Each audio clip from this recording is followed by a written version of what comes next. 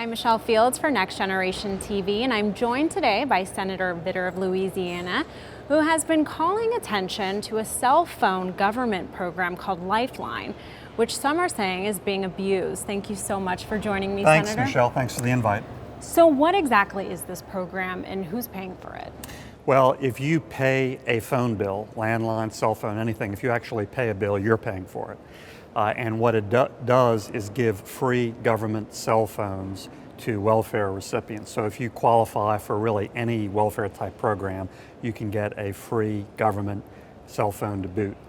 This has grown enormously, mushroomed, when cell phones were added to the old pre-existing program that just covered landlines, was a much smaller program. So in just a few years, it's gone from about $143 million, not that that's insignificant, to almost $2 billion.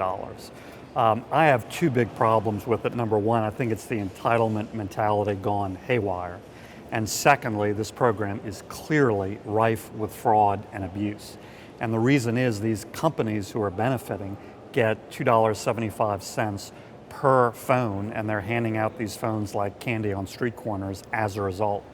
So one of the big beneficiaries is a company called TracFone, which is owned by Mexican billionaire Carlos Slim. How much money are they getting?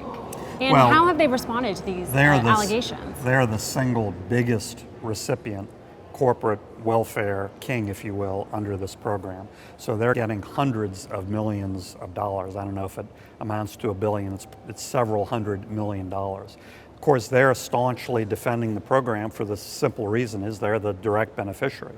And so again, these companies who directly benefit, every time they hand out a free government cell phone, they'll get $250, $275 per month per phone. So it's very lucrative to them. As a result, there are basically no checks in place to guard against fraud. Companies are handing out these phones as quickly as they can. You've been really in the forefront of the issue and really going out there and explaining the fraud and abuse. Yeah. How have they responded to those allegations? Have they tried to fix or remedy the situation? Well, they say they're trying to remedy it. The facts speak for themselves. And in fact, after they said they passed all these sorts of reforms in the program, I did a simple test. I had a friend back home who was interested, like me, how easy or difficult it was to get a free government cell phone. He walked in a storefront in New Orleans. About 8 minutes later, he walked out with a free government cell phone working. He was asked a few questions. He was asked to produce his pay stub, which he had. He did all that. He was handed this government cell phone. Guess what? He doesn't qualify.